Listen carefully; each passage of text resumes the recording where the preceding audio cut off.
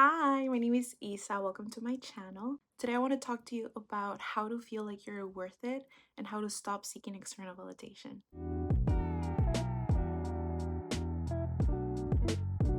External validation can happen in multiple areas of your life. In your relationships, your friendships, your family, work, your school, maybe even your personal life. I will be mostly relating to relationship one as well as family one because I feel like those are the ones that have impacted me the most. But I will be giving examples for each area so you can relate as well. So let me give you my first example. This happened 2 years ago, maybe like almost 3 years. I just met a group of people and I think I had been friends with them for like maybe 2 months, and they invited me to a party with a larger group of people, and there was a guy. I had like talked to the guy a few times, but I wasn't very interested and I don't think he was interested. I think we just met. And then at the party we kissed, and I started thinking about him after the party because he was like the first guy that I had kissed since the guy that I dated before him. So a few days after the party, I'm talking with my friend about it, and she tells me that he had kissed a girl a week and a half before me. And I became super upset. I felt like, damn, if I was good enough or if I was pretty enough, he wouldn't have thought of any other girl since the moment he met me. Not even since the moment we kissed. If I had been that impactful, he would only think about me and never think of any other girl and just want to kiss me. So I realized that is not the first time that I have felt that. In that moment and the moments before that one, I would always have this sensation of I need to be the one who got away. I need to be the funniest girl, the girl he thinks about all the time. Even if I break up with a guy, he has to think about me and not be able to date anybody else because I was just that good that he's not able to move on. I just want you to think about how ridiculous that sounds. That is such an impossible standard. First of all, I cannot even control that. I cannot control how often someone thinks about me. I cannot control if someone kisses someone else. I cannot control if someone is interested in someone else. And even if I could control that, do you know how much energy it would require? I would have to monitor every single person that he knows and that he speaks to when he's at school, when he's at work, when he's just out and about. I would need to monitor what is happening on his social media, prevent him from like looking at any girl on his phone, preventing from thinking of any past experience with any other girl. And that's just too much. I don't have the energy for that. And honestly, even if I had the energy for that, and even if I had the power to make that happen, why would I want to spend my energy on that? On a guy I don't even like? Because here's the thing, we hyperfixate on people we don't even like. When you start looking for your value through someone else's actions or someone else's words as evidence, you stop thinking about that person and you start thinking about all the things that you need to do to be good enough and be safe. Because think about it, not being good enough, not being special, not being smart enough, or not being capable enough. If all of that didn't scare you, why would you feel that intense need to make it happen? Why would you feel like you have to prove yourself? For me specifically, when it was about guys, it always felt like I wasn't good enough. So it's just this sensation of there is something wrong with me if I'm not good enough. And the only way that I can prove that I'm good enough is if a guy just thinks about me for the rest of his life. That's impossible. Like, why am I doing this to myself? And as I said, this can happen in multiple areas of your life. So, this can happen in your friendships, this can happen in your schoolwork. If you feel so much stress about every assignment, about every exam, and you feel like you need 100% on every single thing for you to be smart, are you scared of not getting 100? Why are you demanding so much from yourself? Think about it. Did you just start demanding that from yourself, or did someone start demanding that from you? Same thing goes when you're at work. If you feel like you have to be immediately perfect at a job you just started, let me tell you, that's not gonna happen. Literally, the worst you can be at a job is when you first started because you don't know how to do it and you don't know how this specific company works or you don't know the software. That is literally the worst you're going to be because you're not aware of everything you need to be aware of for your job, and that's why they train you. If you think that you're going to go into a job and ask zero questions, you are completely wrong. There is nothing wrong with asking questions, and if you feel like you are wrong for asking questions, Why? Why do you feel like needing help means that you're not capable?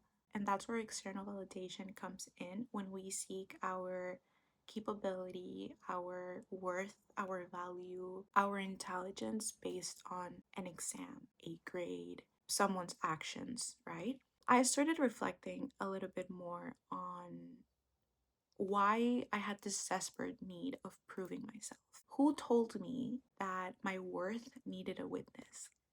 And I want to ask you the same question because I think this is a kind of questions that we need to ask ourselves to break this thought pattern and change our mindset. Who told you that every single guy that you talked to needed to be obsessively in love with you for you to be important enough? Who told you that you needed to get 100% or A plus on every course, every assignment, every exam for you to be smart enough? Who told you that you had to be perfect at something the first time that you tried and that you couldn't fail for you to be capable enough? Who told you that? If I think about it, nobody really told me that a guy needed to think about me all the time for me to be special. So I honestly don't know where I got that from. And that's also when I ask myself, okay, if no one told me that specific standard on how to tell if I'm valuable or not, why am I seeking to be good enough? Like, what is the desire that I have to be good enough, to be pretty enough, to be special enough, to be impactful? Am I doing it because I want the positive emotions linked to being all of that? Or am I doing that because I want to avoid the consequences of not being all of that? And for me, it was the second one. In one scenario, I am good enough and I am special and I'm valuable and I feel good about myself. I feel positive, my energy is high. In the other scenario, I'm not necessarily feeling all of that positive emotions. I am simply not feeling the negative emotions associated with not being good enough. I am pleased and satisfied with just feeling neutral and not feeling all of those negative things. Just a few weeks ago, I realized I'm just living with this intense fear of life. I'm just like regularly scared of life. I feel like imminent danger is like right around the corner, and I won't be able to defend myself or protect myself. I won't be able to avoid that. I think this is what people call living in survival mode or fight or flight because I feel like I'm in constant danger. So I took a second to just think about what am I afraid of? How does it feel? And I can basically picture myself alone in a dark room, like everything is black. There is someone in front of me. It's someone or something. And it is very similar to Judgment Day, but like in a non-religious context. So I'm standing there and whoever is in front of me just lets me know, based on all of your experiences, based on all the times that you failed to make a guy fall in love with you, or based on all the times that you didn't get 100 on your exams, or all the questions that you had to ask when you started a new job, based on all of that, you are not good enough, you are not intelligent, you are not special, you're not valuable. It's just like this sensation of they're gonna open the gates and the dogs are gonna come and attack me, or there's gonna be like a group of people coming to attack me, or something. Something is coming to attack me, and I'm just standing there.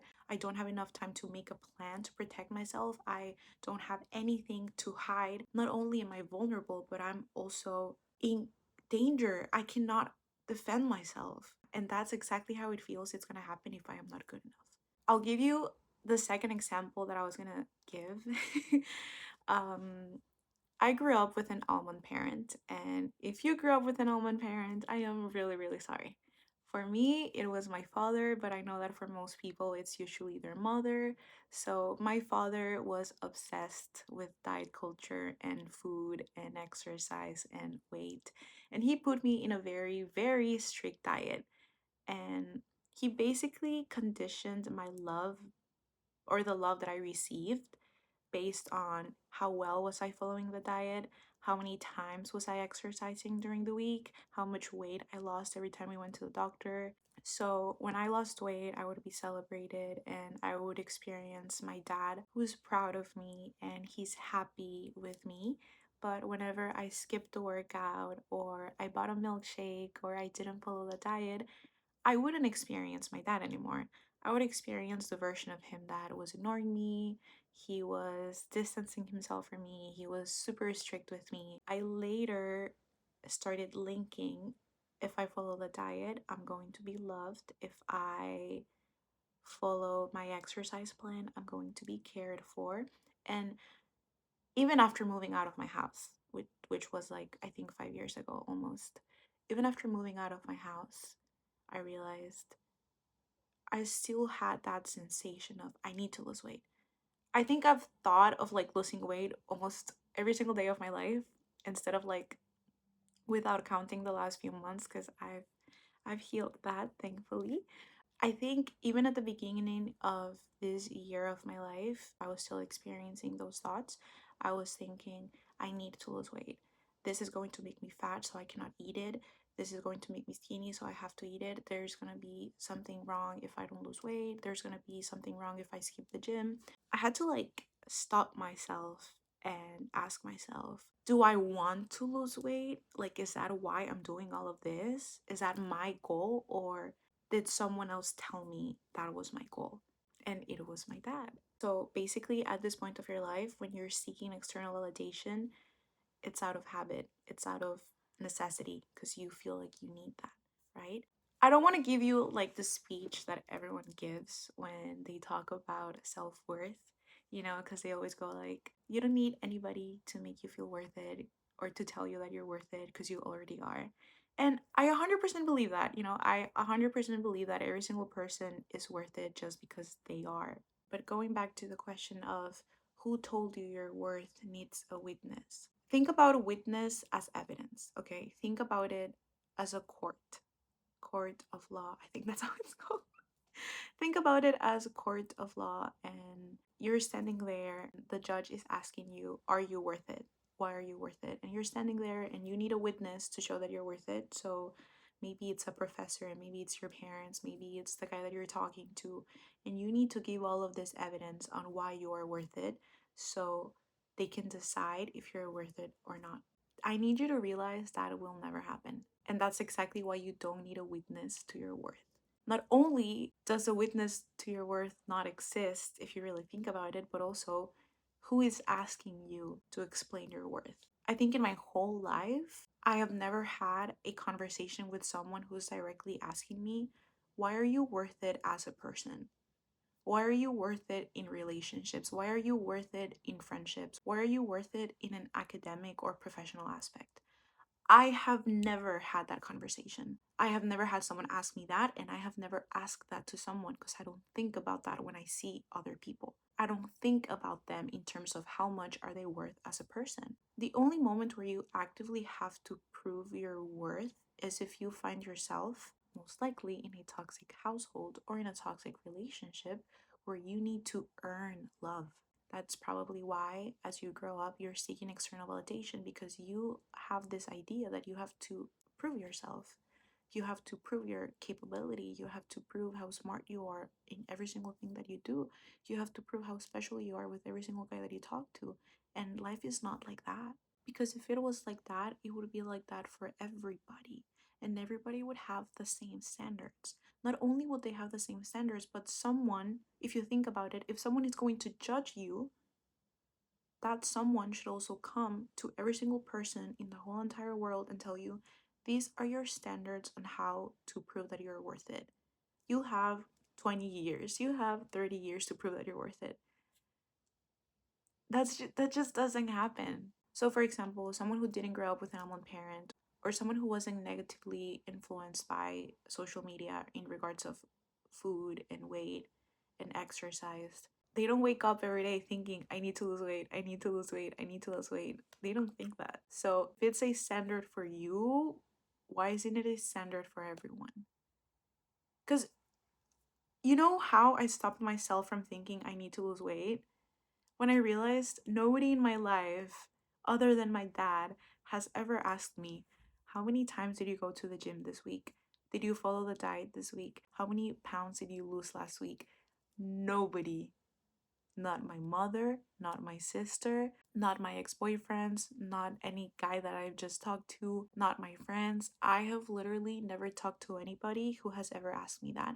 other than my dad, because nobody is constantly doubting my worth. And the only reason that I'm living under that kind of mindset is because that's what I learned as a child. And I did not learn that because that is the way to live, but because that's how my dad lived himself. If I learned it, I can unlearn it. You don't have to prove your worth. That is the one reason that I can give you on why stop seeking external validation. And you don't need to collect evidence on why you're smart or why you're pretty or why you're valuable, because nobody's going to ask you. If you find yourself in an environment where you still have to prove your worth, that is not a healthy environment, and I hope that you're able to leave that environment as soon as possible. Maybe it's in a few months, maybe it's in a few years. For me, it literally took me 19 years to leave my house. And I just want you to think about how relieving it is to not have to prove your worth. You don't have to make every event in your life mean something more than what's currently happening. A kiss with a guy can be just a kiss and can have nothing related to your worth. Failing an exam can simply be failing an exam and have nothing related to your worth. Not getting that job offer can just be not getting that job offer and not related to your worth. The only reason why you're so firm over needing all of that to prove that you're valuable is because you've been repeatedly telling yourself that. So, for example, the only reason why you're still telling yourself, I need to lose weight, I need to lose weight, because you've probably been telling yourself that for the past 5, 10, 15 years. Truly, you are worth it. The only reason that you believe that you're not worth it is because someone made you believe that you're not worth it. And the only reason that you still believe that you're not worth it after someone taught you that is because you haven't challenged that thought. You haven't challenged that idea. So you need to challenge that. You need to tell yourself, I am worth it. I am valuable. Even if I don't get a text back, I am valuable. Even if I don't get that job, I am valuable. Even if I'm struggling in a course, I am valuable. And it sounds so simple, but just the idea of not being valuable can give you so much anxiety. Why wouldn't you tell yourself that simple affirmation? Why wouldn't you tell yourself something so small that makes you feel better? The only reason you feel anxious is because you're constantly thinking things that make you feel anxious, and thinking that you're not worth it makes you feel anxious. And the beautiful thing is that you can decide that you're worth it for any reason, and you can change those standards because you made them up. So maybe the standard of being pretty is not necessarily a guy texting you back, but it's just because you have the features of your culture. I have Latin features. I'm Latina. And I love my features. I used to hate my face. I grew up thinking I was so ugly and I just hated everything about myself. And not to be so full of myself, sometimes I cannot stop staring myself in the mirror because I feel so pretty and I just enjoy that sensation because I did not experience that as I was growing up. So it can literally be as small as I am smart because I enjoy learning. Even if I'm not able to memorize everything or get 100 on everything, and I still enjoy learning. I am ambitious because even if I haven't completed all of my goals, I have goals. I am worth it because I am a human being. And that's enough to be worth it. That's enough to be valuable. I am worth it because God created me. And He created the whole world and He created me with love. I am valuable right there. I don't need to change. I don't need to earn anything. You are valuable because you are. You are worth it because you are. You have to actively fill your mind with this kind of thoughts so you can throw out all of that negativity that has ruined your life for so long. So that's all I have for you guys today. Thank you so much for listening. I hope you enjoyed this episode. I definitely enjoyed making it. I was able to share what I needed to share out of my heart, and I hope that you received it with as much love as I sent it. Okay, make sure to check out my channel. I'm gonna try to post weekly, but if that doesn't happen, I'm gonna strive to post bi-weekly. And I promise you, I will be posting makeup tutorials just because I love makeup. Okay? Let me know in the comments why you are worth it. What's the reason you give yourself?